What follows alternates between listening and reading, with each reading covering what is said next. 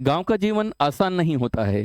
हर कोई चाहता है कि वो अपने गांव रहे, लेकिन ऐसा क्या कारण है कि लोग अपने गांव में नहीं रह पाते हैं और अपना गांव छोड़ के जो है शहरों में जाके रहते हैं, है ना। लोग अपने सपनों को पूरा करने के लिए गांव छोड़ के शहर जाते हैं, लेकिन एक समय ऐसा आता है कि गांव जाना ही सपना हो जाता है।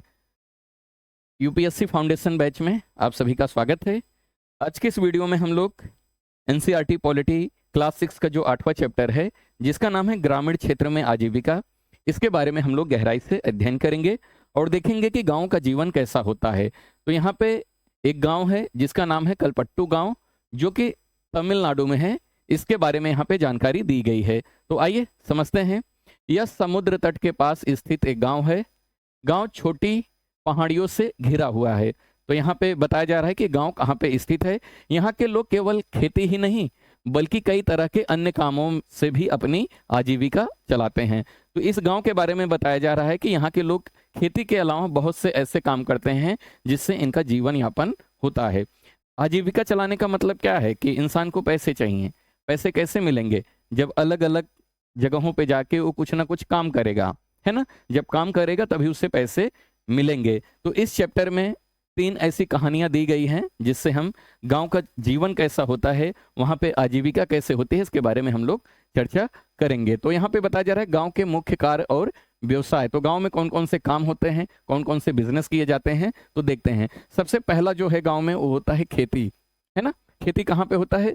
सिंचित जमीन पर, यानी जहाँ पे सिंचाई की व्यवस्था होती है वहां पे खेती होती है। एक किस गांव की बात हो रही है? एक कलपट्टू गांव की बात हो रही है जो कि तमिलनाडु में है। कलपट्टू गांव में जो है धान की खेती होती है। इसके अलावा आम, नारियल, कपास, गन्ना और केला भी उगाए जाते हैं। उसके बाद दूसरे नंबर पे आता है कुटीर उद्योग। कुटीर उद्योग क्या होता है? जो छोटे मोटे उद्योग धंधे होते हैं जो अक्सर घर में ही किए जाते हैं, उसे हम लोग क्या कहते हैं? कुटीर कुटीर उद्योग कहते हैं। जैसे टोकरी बनाना, बर्तन बनाना, घड़े बनाना, ईंटें बनाना, बैलगाड़ी बनाना, ये सब बना के क्या करना? जीवन यापन करना, यानी खरीदना और बेचना, जिससे कुछ जीवन में पैसे आ जाएं। इसके अलावा सेवाएं भी लोग देते हैं गांव में।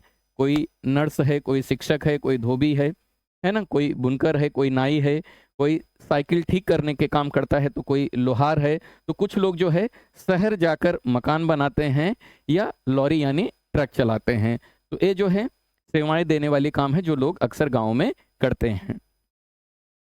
उसके बाद व्यापार की बात किया जाए तो गांव में व्यापार कैसे होता है, तो बताया जा रहा है कि गांव की जो मुख्य गली है, गली जो होती है उसी में बाजार लग जाता है ना। गांव की जो मुख्य गली होती है उसी में क्या लग जाता है? बाजार लग जाता है। वहां पे चाय, सब्जी, कपड़े, बीज, खाद की दुकानें आपको दिखाई देंगी। कलपट्टू गांव की कहानी बताई जा रही है, इसलिए बताया जा रहा है कि 4 चाय की दुकानें हैं जहां टिफिन, यानी टिफिन में लोग ले जाते हैं। क्या ले जाते हैं? इडली, डोसा, उपमा, वड़ा, ये सब भी मिलता है, तो लोग टिफिन में भर के लेके जाते हैं। यहाँ पे कुल कितनी दुकानें हैं? 4 जो है चाय की दुकानें हैं, और जहाँ पे क्या मिलता है? टिफिन मिलता है लोगों को। जब लोग काम पे जाते हैं तो कुछ ना कुछ नाश्ता लेके जाते हैं। लोहार का परिवार जो है अपने ही घर में क्या करता है? लोहे का काम करता है। गांव में 2 परिवार क्या करते हैं? कपड़े धोने का काम करते हैं। साइकिल की दुकान पर, साइकिल जो है किराए पर भी मिलती है। तो जो गांव में है साइकिल चलाने का बड़ा शौक होता है, इसलिए वो बच्चे क्या करते हैं? साइकिल की दुकान पे जाते हैं और किराए पे क्या ले लेते हैं, यानी भाड़े पे उन्हें साइकिल भी मिल जाता है। तो इससे हमें क्या सीख मिलती है इस कहानी से, तो देखते हैं। एक गांव में विविध यानी बहुत से प्रकार के आजीविकाएं होती हैं। आजीविका का मतलब क्या है? कमाई के साधन, है ना। तो बहुत से प्रकार की आजीविकाएं होती हैं, जैसे खेती से लेके सेवाओं तक, जैसे हमने ऊपर चर्चा किया। गांव की आर्थिक गतिविधियां, आर्थिक यानी पैसों से जो लेन देन, पैसे के कमाई से जो जरिए हैं, उसी को हम लोग क्या कहते हैं? आर्थिक गतिविधियां आपस में जुड़ी हुई होती हैं। साझेदारी और परस्पर निर्भरता गांव के जीवन का हिस्सा है। तो अक्सर देखा जाए गांव में साझेदारी चलती है, एक दूसरे से लोग मिलके काम करते हैं और पूरा गांव जो है एक दूसरे के ऊपर क्या होता है? निर्भर होता है। तो एक एक कहानी के माध्यम से इस लेसन को समझाया गया है। तो आइए देखते हैं। सबसे पहले हम देखेंगे तुलसी की कहानी, है ना। वहीं कलपट्टू गांव की रहने वाली तुलसी है, इसकी कहानी देखते हैं। तुलसी जो है कलपट्टू गांव की एक क्या है? महिला मजदूर है। महिला मजदूर यानी वो खेती करती है, खेतों में काम करती है, घर बनता है वहाँ पे काम करती है, बर्तन मांजने का काम करती है ना, जहाँ पे भी मजदूरी का काम मिल जाए वहाँ पे वो काम करती है। लेकिन क्या है, महिला है। तुलसी एक महिला मजदूर है। वह और उसका पति नाम है रमन, है ना, दूसरों की जमीन पर क्या करते हैं, काम करके अपनी आजीविका चलाते हैं। तो यहाँ पे तुलसी के बारे में बताया जा रहा है। जो तुलसी है और उसका जो पति रमन है, ये लोग दूसरे के जमीन पे काम करते हैं, उससे जो मजदूरी मिलती है उससे ये लोग अपनी आजीविका चलाते हैं। तो तुलसी के परिवार के बारे में जानते हैं। पति रमन भी क्या करता है, मजदूर है। कभी खेतों में दवाई छिड़कता है, कभी पत्थर बालू ढोने का काम करता है। दोनों क्या हैं, भूमिहीन हैं। भूमिहीन का मतलब होता है जिसके पास अपनी खुद की जमीन ना हो। यहाँ पे जो तुलसी है और उनका पति जो रमन है, ये दोनों क्या हैं, भूमिहीन हैं, यानी इनके पास खुद का अपना जमीन नहीं है। तुलसी घर के सारे काम खुद करती है, जैसे खाना बनाना, सफाई करना, कपड़े धोना, पानी लाना, लकड़ी लाना। तो तुलसी जो है घर के काम के अलावा जो है क्या करती है, अपने पति रमन का भी हाथ बटाती है अपने घर का आजीविका चलाने के लिए। उसके दो बच्चे यानी दो बेटियां हैं जो स्कूल जाती हैं। एक बार क्या होता है, बेटी के बीमार पड़ने पर रामलिंगम, है ना, से कर्ज लेना पड़ा। तो यहाँ पे इनके जो बच्चे हैं, जो बेटी है, वो एक बार बीमार हो जाती है, जिसके कारण वो लोग रामलिंगम से क्या करते हैं, कर्ज लेते हैं। रामलिंगम वहाँ पे एक संपन्न किसान है, उनसे ये लोग क्या करते हैं, कर्ज लेते हैं, जिसे चुकाने के लिए उन्होंने अपनी गाय बेच दी। तो गांव में इतनी गरीबी होती है कि एक कर्ज चुकाने के लिए दूसरी चीजों को हमें क्या करना पड़ता है, बेचना पड़ता है। तो यहाँ पे हमने देखा कि जब इनकी बेटी बीमार होती है तो ये लोगों ने क्या किया, रामलिंगम से कर्ज ले लिया।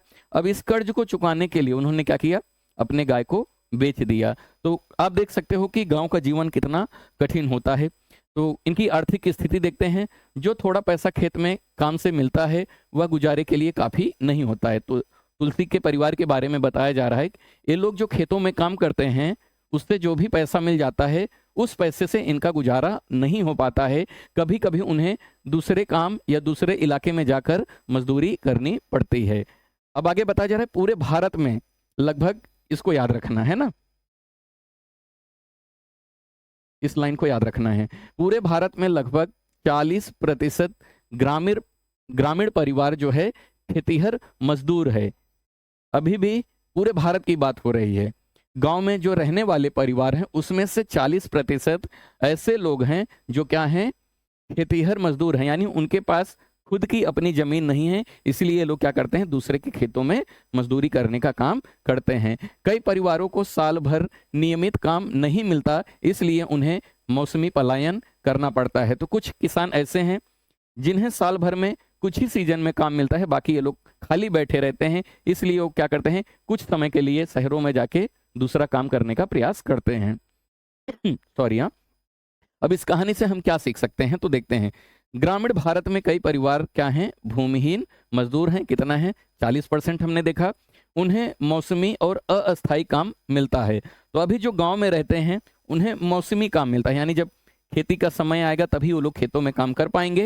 ये काम अस्थायी नहीं होता है, अस्थायी होता है, यानी कुछ समय काम करेंगे, बाकी समय पे वो लोग क्या होते हैं, फ्री बैठे होते हैं, जिससे अस्थायी आय नहीं होती है। तो इनको साल भर फिक्स इनकम नहीं हो पाता है। कर्ज, बीमारी और गरीबी उनके जीवन के सामान्य हिस्से हैं। अभी जो गांव में रहते हैं वो आधा से ज्यादा लोग कर्ज में डूबे रहते हैं, है ना, इसलिए वो क्या रहते हैं, बीमार भी रहते हैं। बीमारी भी एक जीवन का हिस्सा है, क्योंकि उतने पैसे नहीं है कि अच्छी चीजें खा पाएं, अच्छा लाइफ स्टाइल में रह पाएं। और गरीबी, ये तीन चीजें जो हैं इनका क्या होता है, इनके जीवन का सामान्य हिस्सा होता है। महिलाएं घर और खेतों दोनों की जिम्मेदारियां उठाती हैं। तो अब जो गांव की महिलाएं हैं घर के अलावा जो है खेतों में भी काम करती हैं। तो यहाँ पे देखा जाए जो गांव में रहने वाली महिलाएं हैं अक्सर काफी शक्तिशाली होती हैं, घर भी संभालती हैं और उसके अलावा जो है खेतों में जाके काम भी करती हैं। ग्रामीण मजदूरों के जीवन में आर्थिक असुरक्षा बहुत ही अधिक है। अभी जो गांव में मजदूर रहते हैं उनके जीवन में पैसे की बहुत ज्यादा कमी है ना, इसलिए लोग गांव छोड़ के शहर की तरफ भागते हैं। ये हो गई पहली कहानी। आगे चलते हैं। अब हम देखेंगे शेखर की कहानी, है ना। शेखर भी क्या है, कलपट्टू गांव का एक छोटा किसान है। अभी हमने पहले कहानी में क्या सीखा, वो लोग भूमिहीन मजदूर थे, उनके पास अपना खुद का जमीन नहीं था। अभी दूसरी कहानी शेखर की है। शेखर की कहानी हमें बता रही है कि शेखर किसान है लेकिन छोटा किसान है, इसके पास थोड़ी बहुत जमीन है, तो क्या लिखा है, शेखर जो है कलपट्टू गांव का एक छोटा किसान है, उसके पास सिर्फ 2 एकड़ जमीन है और वह अपने खेत का सारा काम जो है अपने परिवार के साथ मिलकर करता है। खेती से जुड़ी बातें देखते हैं। शेखर जो है धान की खेती करता है, कभी कभी वह और उसके जैसे दूसरे छोटे किसान क्या करते हैं, आपस में एक दूसरे की मदद करते हैं। जैसे एक के खेत में कटाई का काम करने के बदले दूसरे के खेत में कटाई करवाना। तो ये जो शेखर है, शेखर के जैसे कई छोटे छोटे किसान हैं, ये लोग क्या करते हैं, एक दूसरे की मदद करते हैं। ये लोग दूसरे के खेतों में काम कर देंगे, है ना, इनके जैसे जो किसान हैं, और वो लोग इनके खेतों में काम कर देंगे, तो कहीं इनको जो मजदूरी देने का काम है वो नहीं करना पड़ेगा। फिर आगे बताया जा रहा है, उससे बीज और खाद व्यापारी यानी साहूकार से उधार मिलते हैं। अब ये जो छोटे किसान है गांव में रहते हैं, उनको बीज और खाद जो है किससे मिलता है, या तो व्यापारी से मिलेगा या तो साहूकार से मिलेगा, लेकिन कैसे मिलेगा, उधार में मिलेगा। अब यही सबसे बड़ी समस्या है, कैसे, आइए देखते हैं। आगे बताया जा रहा है, उधार और बिक्री की मजबूरी, है ना, ये लोगों ने उधार ले लिया, अब इनको अपना जो फसल है उसे बेचना पड़ेगा, उसके पीछे की मजबूरी क्या है देखते हैं। व्यापारी उधार देने के बाद शेखर से कहता है कि धान उसी को बेचना होगा और वह बाजार से कम दाम देता है। अभी जो व्यापार इनको बीज दिया है, खाद दिया है, वो कहता है कि जो भी खेती होगा, जो भी अनाज होगा, वो मुझे ही बेचना है ना, क्योंकि कर्ज दिया है। अब ये जो किसान है मजबूरी में क्या करता है, उसी व्यापारी को अपना जो धान है बेच देता है, और वो व्यापारी क्या करता है, उससे कम दाम में खरीद लेता है। इस तरह शेखर को क्या हो जाता है, नुकसान होता है, लेकिन उधार चुकाने के लिए उसे यही करना पड़ता है, क्योंकि उसने क्या किया है, उधार लिया है। उसके खेत से लगभग 60 बोरी धान निकलता है। कुछ बोरी से वह क्या करता है, उधार चुकाता है, और कुछ घर के खाने के लिए रख लेता है। अब आर्थिक स्थिति देखते हैं। धान का भंडार सिर्फ कितने महीने चलता है, तो याद रखना 8 महीने तक ही चलता है। बाकी साल के लिए उसे क्या करना पड़ता है, अतिरिक्त काम की जरूरत पड़ती है। वह रामलिंगम की चावल मिल में काम करता है। तो यहाँ पे जो शेखर की कहानी ये हमें बता रही है कि ये जो किसान है, छोटा किसान, इसे भी 7-8 महीने इसका जीवन यापन हो जाता है, लेकिन जो बचे 4 महीने, उसमें ऐसे किसानों को क्या करना पड़ता है, कहीं जाके दूसरी जगह पे काम करना पड़ता है। जैसे शेखर की कहानी के माध्यम से बताया जा रहा है कि 8 महीने तक ही इनका चावल चलता है, उसके बाद इन्हें 4 महीने के लिए क्या करना पड़ता है, वहाँ के जो संपन्न किसान है जिनका नाम है रामलिंगम, उनके चावल के मिल में जाके काम करता है। वहाँ वह दूसरों किसानों के साथ क्या करता है, धान इकट्ठा करने में मदद करता है। उसके पास एक गाय है जिसका दूध वह क्या करता है, सहकारी समिति को बेचता है। इससे रोजमर्रा के जो खर्चे हैं वो थोड़ी बहुत मदद मिल जाती है। तो शेखर के पास एक गाय है, गाय जो भी दूध देती है उसे क्या करता है, ले जाके सरकारी समिति में बेच देता है। उससे जो पैसे मिलते हैं उससे उसका जो डेली का खर्चा है वो चल जाता है। तो अब आप देख रहे हो कि गांव कितना समस्या वाला होता है ना। फिर आगे बताया जा रहा है कि कर्ज लेने पे क्या होता है। शेखर जैसे छोटे किसान अपनी खेत के लिए क्या करते हैं, जरूरी चीजें जैसे बीज, खाद, कीटनाशक आदि साहूकार या व्यापारी से कर्ज लेकर खरीदते हैं। तो अब जो गांव के छोटे किसान होते हैं वो अक्सर क्या करते हैं, कर्ज लेते हैं। क्यों? क्योंकि उनके पास पैसे नहीं होते हैं। अब कर्ज लेने से क्या फायदा, क्या नुकसान, या खेती में क्या नुकसान है वो देखते हैं। हम देखेंगे खेती में जोखिम ज्यादा होती है। तो जरूरी नहीं कि जो खेती किया जा रहा है वो अच्छा ही हो, है ना। खतरा होता है। क्या खतरा होता है, कभी कभी क्या होता है, बीज खराब निकल जाते हैं, कभी फसल में कीड़े लग जाते हैं, या कभी बारिश ठीक से नहीं होती है। ऐसी स्थिति में फसल खराब हो जाती है और किसान उधार नहीं चुका पाते हैं। तो अभी जो छोटे किसान हैं उन्होंने क्या किया, साहूकार या व्यापारी से उधार लेके खेती किया, और पता चला कि खेती अच्छी नहीं हुई है, जिसके कारण क्या होता है, वो लोग उधार चुका नहीं पाते हैं। घर चलाने के लिए उन्हें फिर से नया कर्ज लेना पड़ता है, और धीरे धीरे कर्ज उनका बढ़ता जाता है, और किसान कर्ज के जाल में क्या होता है, फंस जाता है। जब तक वह बहुत अधिक कमाई ना करे तब तक यह कर्ज चुकाना असंभव हो जाता है। तो किसान पैसा नहीं है इसलिए कर्ज ले रहा है। अब धीरे धीरे उसके ऊपर इतना कर्ज बढ़ जाता है, अब इस कर्ज को चुकाने के लिए उसे क्या करना पड़ेगा, कहीं ना कहीं उसे ज्यादा मेहनत करने की आवश्यकता पड़ेगी, या ज्यादा कमाई करे तभी वो कर्ज चुका पाएगा। तो एक ऐसी स्थिति आ जाती है कि ये लोग कर्ज चुका नहीं पाते हैं। तो क्या होगा, देखते हैं आगे। तो कर्ज लेने का परिणाम क्या होता है देखते हैं। किसान कर्ज के बोझ में बोझ तले दब जाता है। कई बार यह बोझ इतना बढ़ जाता है कि किसान निराश होकर क्या करता है, आत्महत्या कर लेता है। इतना ज़्यादा कर्ज हो जाता है कि जो व्यापारी हैं, साहूकार हैं, बार बार इनके पीछे चक्कर लगाते रहते हैं कि कर्ज दो, नहीं तो जमीन दे दो। इतना दबाव बनाते हैं कि किसान तंग आके क्या कर लेता है, आत्महत्या कर लेता है। यह स्थिति हमारे देश के कई राज्यों में बड़ी समस्या बन चुकी है। आज भी किसान अपनी आत्महत्या कर रहे हैं। इसके पीछे का कारण यही है कि उनके पास जो है सुविधाएं नहीं हैं। अब हमें क्या सीखने को मिल रहा है? हर कहानी से हमें कुछ सीखने को मिलेगा, इसलिए किताब में कहानी के माध्यम से हमें समझाया गया है। खेती एक क्या है, जोखिम भरा काम है, क्योंकि यह मौसम और प्रकृति पर क्या है, निर्भर होता है। छोटे किसानों के पास निजी यानी खुद के पास अपने पैसे नहीं है, इसलिए वो क्या होते हैं, उधार पर निर्भर रहते हैं। फसल खराब होने पर सबसे अधिक जो नुकसान है किसको होता है, किसान को ही झेलना पड़ता है। साहूकार से लिया गया कर्ज अक्सर किसानों को क्या करता है, कर्ज के चक्रव्यूह में फंसा देता है। किसानों की स्थिति सुधारने के लिए जो है सरकारी योजनाएं, सहकारी समितियां और सस्ते ब्याज वाले बैंक ऋण आवश्यक है। तो इनकी जो समस्याएं हैं कैसे हल किया जा सकता है, तो यहाँ पे बताया जा रहा है कि सरकारी योजनाएं चलाई जाए किसानों के लिए, और सहकारी समितियां बनाई जाए किसानों के लिए, और सस्ते ब्याज में जो है इनको पैसे उपलब्ध कराए जाएं, लोन उपलब्ध कराए जाएं, ताकि ये लोग खेती अच्छी से कर सकें। फिर आगे बताया जा रहा है कि रामलिंगम और करुथमा की कहानी। तो देखते हैं। रामलिंगम जो है कलपट्टू गांव के एक संपन्न किसान हैं। पहले कहानी में हमने क्या देखा, पहले कहानी में हमने देखा कि वो खेतीहर मजदूर थे, यानी उनके पास अपनी जमीन नहीं थी, दूसरे के खेतों में काम करते थे। दूसरे कहानी में हमने देखा उनके पास खेत है, लेकिन छोटा खेत है, इसलिए किसान भी वो छोटे हैं। अब यहाँ पे रामलिंगम और करुथमा की कहानी हमें बता रहे कि जो रामलिंगम है वो एक बड़े किसान है, यानी एक संपन्न किसान है। उसके परिवार के पास सिर्फ जमीन ही नहीं, बल्कि एक चावल की मिल भी है, बीज व कीटनाशक की क्या है, दुकानें भी हैं। उन्होंने मिल शुरू करने के लिए क्या किया, कुछ पैसा खुद लगाया और कुछ जो है सरकारी बैंक से कर्ज यानी लोन लेकर लगाया। वे कलपट्टू और आसपास के गांव से किसानों से क्या करते हैं, धान खरीदते हैं। बाद में यह चावल आसपास के शहरों और व्यापारियों को बेच देते हैं। इससे उनके परिवार को अच्छी खासी आमदनी यानी इनकम हो जाती है। तो यहाँ पे देख रहे हो जो रामलिंगम है इनके पास जमीन ज़्यादा है।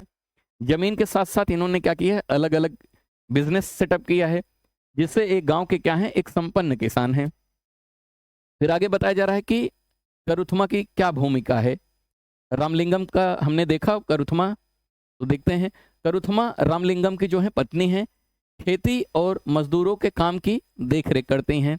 अब इनको काम नहीं करना पड़ता खेतों में। अब जो खेतों में काम कर रहा है, जो खेती कर रहा है, वो खेती देखते हैं और मजदूरों को देखते हैं को काम कैसे कर रहे हैं। वह खेत में काम करने वाले मजदूरों जैसे तुलसी और औरतों की क्या करती हैं, निगरानी और भुगतान करती हैं। तो अब इनको खेतों में यानी रामलिंगम के खेतों में जो काम करता है उसकी निगरानी कौन करती है, उनकी पत्नी जो है करुथमा करती हैं। सभी को देखती हैं लोग काम कैसे कर रहे हैं और उनका जो भुगतान या जो पेमेंट होता है वो करने का काम है करती हैं। इससे पता चलता है कि गांव के बड़े किसान परिवारों में महिलाएं भी जिम्मेदारी निभाती हैं। तो हमने देखा कि सिर्फ ऐसा नहीं है कि जो छोटे मजदूर हैं या गरीब हैं, गांव में हमने देखा कि जितनी भी महिलाएं हैं कहीं ना कहीं वो किसी ना किसी कारण खेतों में हाथ बटाती हैं, चाहे वो बड़े घर की किसान की पत्नी हो या छोटे घर की किसान की पत्नी हो। आगे चलते हैं। भारत के खेतीहर मजदूर और किसान। तो लिखा है कि 3 तरह के लोग होते हैं भारत में, जैसे खेतीहर मजदूर तुलसी के जैसे एक दूसरों के खेत में क्या करते हैं, काम करते हैं और अपनी मजदूरी से जीवन यापन करते हैं। कई मजदूरों के पास खुद की जमीन नहीं होती है या बहुत ही कम जमीन होती है। भारत में यहाँ पे आपको ध्यान देना है, भारत में हर 5 ग्रामीण परिवारों में से लगभग 2 परिवार जो हैं खेतीहर मजदूर हैं। यानी अगर हम गांव की बात किया जाए तो अगर 5 घर है, 5 परिवार है, 5 में से 2 परिवार ऐसे हैं जो क्या हैं, खेतीहर मजदूर हैं, यानी खेतों में काम करते हैं, मजदूरी करते हैं, उनके पास अपने पास खुद की जमीन नहीं है। उसके बाद छोटे किसान की बात किया जाए, जैसे हमने शेखर की कहानी पढ़ा, इनके जैसे अपनी जरूरतों के हिसाब से बहुत से छोटी जमीन होती है। भारत के, यहाँ पे आपको ध्यान देना है, भारत के लगभग 80% किसान जो हैं छोटे किसान हैं। अभी हमने शेखर की कहानी पढ़ा, देखा कि शेखर 4 महीने उसे बाहर जाके काम करना पड़ता है, खेती से उसका जीवन यापन नहीं हो पा रहा है। और ये आंकड़ा आप देखिए, ऐसे लोग भारत में है ना कितने हैं, 80% छोटे किसान हैं, 80% छोटे किसान हैं भारत में। बड़े किसानों की बात किया जाए, जैसे रामलिंगम की कहानी हमने पढ़ा, इनके पास ज़्यादा ज़मीन होती है और ये खेती के अलावा अन्य काम भी करते हैं, जैसे दुकान चलाना, सूद पर पैसा देना यानी किसी को ब्याज पे पैसा देना, और छोटी फैक्ट्री चलाना, ये सब काम करते हैं। भारत में केवल 20% जो हैं बड़े किसान हैं, बाकी 80% जो हैं छोटे किसान हैं, लेकिन वे गांव की अधिकतर जमीन पर खेती करते हैं। तो यहाँ पे बताया जा रहा है कि ये जो 20% बड़े किसान हैं इनके पास जमीन ज़्यादा है, और ये जो 80% छोटे किसान हैं इनके पास जमीन कम है। समझ में आया? आगे चलते हैं। अब हम देखेंगे भारत के खेतिहर मजदूर और किसान, खेती के अलावा अन्य आजीविका के साधन गांव में और क्या क्या हो सकते हैं। ग्रामीण इलाकों में लोग सिर्फ खेती पर निर्भर नहीं रहते हैं, क्योंकि खेती से जीवन यापन नहीं हो सकता है। वे जंगल की उपज जैसे बाग वगैरह होता है, तो बाग में जाके महुआ बिनते हैं, तेंदू के पत्ते इकट्ठा करते हैं, शहद आदि बेचकर वो क्या करते हैं, कमाई करने का काम करते हैं। या गांव में कुछ लोग ऐसे होते हैं जो पशुपालन करके, या जैसे सहकारी समितियां या शहरों में दूध बेचकर अपना जीवन यापन करते हैं। कुछ लोग ऐसे भी होते हैं जो समुद्र तटीय क्षेत्रों में मछली पकड़ने का काम करते हैं। इसी संदर्भ में पुदुपेट गांव के एक कहानी आ रही है। पुदुपेट गांव का नाम है ना। गांव के अरुड़ा और पारिवेलन के परिवार का उदाहरण दिया गया है। तो अब हम एक कहानी और पढ़ेंगे। यहाँ पे अरुड़ा और पारिवेलन कहाँ के रहने वाले हैं? पुदुपेट गांव के रहने वाले हैं। ये क्या है? मछुआरे हैं, यानी मछली पकड़ने का काम करते हैं। तो आइए इनके बारे में हम लोग जानते हैं। स्थान और जीवन यापन। पुदुपेट गांव जो है कलपट्टू के पास ही है, जो समुद्र के किनारे बसा है। यहाँ के लोग मछली पकड़कर अपनी आजीविका चलाते हैं। गांव में एक बोट होती है जिसका नाम है कैटामरैन। इस गांव में, कहाँ पे? तमिलनाडु की ही बात हो रही है ना, जो कि कलपट्टू गांव है, उसी समुद्र के किनारे बसा एक छोटा सा गांव है जिसका नाम है पुदुपेट। यहाँ पे एक छोटी नाव होती है जिसका नाम क्या है? कैटामरैन, जो छोटी नाव होती है। और मछली पकड़ने के जाल हर जगह आपको दिखाई देगा। तो ये लोग समुद्र के किनारे जाते हैं, छोटी छोटी नाव, जिसे क्या कहा जाता है? कैटामरैन कहा जाता है। और आप देखोगे मछली पकड़ने के जाल उस नदी के किनारे आपको बहुत ऐसे भीड़ दिखाई देगी, है ना। मछली पकड़ने का काम कौन करता है? इनके परिवार के दिखते हैं। अरुड़ा, उसका पति पारिवेलन और उसका भाई और जीजा एक साथ क्या करते हैं? समुद्र में जाते हैं। कभी कभी वे तूफान में फंस जाने जैसी खतरनाक परिस्थितियों का सामना करते हैं। तो यहाँ पे इनका भी जीवन आसान नहीं है। जो मछली पकड़ते हैं, मछली पकड़ने गए हैं और पता चला वहां पे क्या आ गया? तूफान आ गया। इनके यहाँ पे भी जान का खतरा हो सकता है। मछली पकड़ने के बाद वे सुबह सुबह लौटते हैं और फिर क्या करते हैं? नीलामी शुरू होती है, यानी मछली बेचने का भाव शुरू होता है। अरुड़ा कुछ मछलियां क्या करती हैं? घर के खाने के लिए रखती हैं, और बाकी मछलियां जो है नीलामी में बेचती हैं। नीलामी से मिली कमाई जो है 4 हिस्सों में बांट दिया जाता है। 3 हिस्से उन 3 लोगों के बीच में जो मछली पकड़ने जाते हैं। एक हिस्सा जो है नाव और जाल के मालिक को मिलता है, क्योंकि वहां पे जो समुद्र के किनारे जो मालिक है वो अपना नाव देता है और जाल देता है, इसलिए जो भी मछली पकड़ा जाएगा उसे 4 हिस्सों में बांटा जाएगा। 3 हिस्सा ये लोग रखेंगे, एक हिस्सा जो रहेगा नाव और जो जाल का मालिक होता है उसे देना पड़ता है। क्योंकि नाव और जाल उसके ही हैं, इसलिए चौथा हिस्सा जो है उन्हें देना पड़ता है। अब यहाँ पे सुविधाएं और ऋण यानी लोन देखते हैं। पारिवेलन के परिवार ने बैंक से क्या किया? उधार लेकर नाव में इंजन लगवा लिया, जिससे वे समुद्र में दूर तक जाकर क्या कर सकते हैं? ज्यादा से ज्यादा मछलियां पकड़ सकते हैं। अब देखेंगे मछली का व्यापार कैसे होता है। कई औरतें जो है मछलियां खरीद कर टोकरी में भरकर पास के गांव में जाके क्या करती हैं? बेचती हैं। कुछ व्यापारी जो है शहरों की दुकानों के लिए मछलियां खरीदते हैं। अरुड़ा जो है दोपहर तक नीलामी का काम पूरा कर लेती हैं। तो सुबह मछली पकड़ना है और दोपहर तक जो है नीलामी करना है, यानी मछली को बेचने का काम करना है। जब मानसून आता है, बारिश का सीजन आता है, तो क्या कठिनाइयां उठानी पड़ती है, आइए देखते हैं। 4 महीने मानसून यानी बारिश का मौसम, समुद्र में नहीं जा सकते क्योंकि यह मछलियों के प्रजनन का समय होता है, यानी मछलियां बच्चा देने का समय होता है। इन महीनों में वे व्यापारियों से उधार लेकर गुजारा करते हैं। तो ये लोग भी 4 महीना जो है मछली नहीं पकड़ पाते। अब ये 4 महीने में ये लोग करे क्या? तो ये लोग 4 महीने में जो व्यापारी होते हैं उनसे उधार ले लेते हैं। बाद में उन्हें उसी व्यापारी को क्या करना पड़ता है, कम दामों में मछली बेचनी पड़ती है, जिससे वे खुली नीलामी नहीं कर पाते हैं। एक खाली महीने उनके लिए बहुत ही कठिन होता है। तो ये लोग व्यापारियों से क्या किया, उधार ले लिया। अब उन्हें क्या करना पड़ेगा, सस्ते में मछली बेचना पड़ेगा। तो ये जो खाली महीना होता है इनके लिए काफ़ी कठिन होता है। पिछले साल सुनामी से उनका काफ़ी नुकसान हुआ था। तो पिछले साल सुनामी आ गया था, जिसके कारण इनका बहुत बड़ा नुकसान हो गया था। इन परिवार के बारे में अरोड़ा और पारिवेलन की कहानी हमें बताती है। अब हम इस कहानी से क्या सीखते हैं, तो देखते हैं। यह कहानी दिखाती है कि मछुआरे समुदाय की आजीविका जो है प्रकृति पर निर्भर है। वे जोखिम भरे काम करते हैं। प्राकृतिक आपदाओं से सबसे ज़्यादा जो है यही लोग प्रभावित होते हैं, जो मछुआरे होते हैं, यानी जो मछली पकड़ने का काम करते हैं, है ना। उनके जीवन में क्या है, सहयोग है, परिश्रम है, ऋण का बोझ है। एक दूसरे की लोग मदद करते हैं, परिश्रम करते हैं, लेकिन क्या है, ऋण यानी कर्जे का बोझ भी होता है, जो क्या है इनके जीवन का तीनों महत्वपूर्ण पहलू है। अब हम देखेंगे आय के विभिन्न तरीके। ग्रामीण क्षेत्रों में आजीविका के जो साधन हैं, तो आय के कौन कौन से तरीके हो सकते हैं, गांव में कैसे पैसा कमाया जा सकता है। ग्रामीण इलाकों में लोग अपनी रोजी रोटी के लिए कई तरह के काम करते हैं। अधिकांश लोग खेती बाड़ी से जुड़े होते हैं, लेकिन कई लोग अन्य काम भी करते हैं, जैसे मजदूरी, मछली पकड़ना और हस्तशिल्प, यानी हाथों से चीजों को बना के बेचना। खेती में शामिल कार्य, खेती से संबंधित कौन कौन से काम है देखते हैं। खेती के काम में खेत तैयार करना, रुपाई करना, बुआई करना, निराई करना, कटाई करना जैसे चरण होते हैं। तो एक खेती से संबंधित काम है। आप खेतों में अलग अलग काम कर सकते हो, जैसे खेत तैयार करना, रुपाई करना, बुनाई करना, ऐसे बहुत से काम खेतों में होते हैं। खेती जो है प्रकृति और ऋतुओं पर निर्भर रहती है। बुआई और कटाई के समय किसान बहुत व्यस्त रहते हैं, लेकिन बाकी समय में इनके पास जो है काम कम होता है। जब कटाई और बुआई का समय आएगा तो किसान काफ़ी ज़्यादा बिजी हो जाता है, लेकिन जैसे ही बुआई और कटाई का मौसम खत्म हो जाएगा तो इनके पास काम भी कम हो जाता है।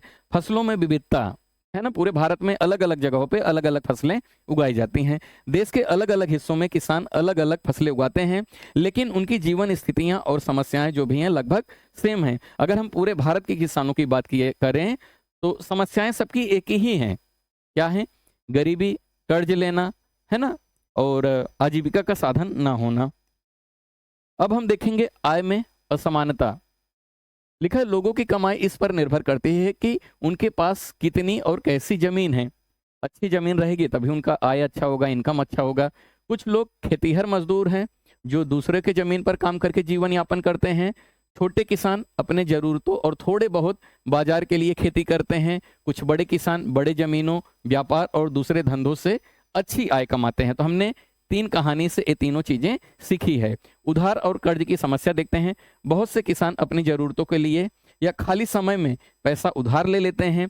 कभी कभी उन्हें अपनी फसल उसी व्यापारी को बेचनी पड़ती है जिससे उन्होंने क्या किया है, उधार लिया होता है, जिससे उन्हें क्या होती है, बहुत बड़ा नुकसान होता है।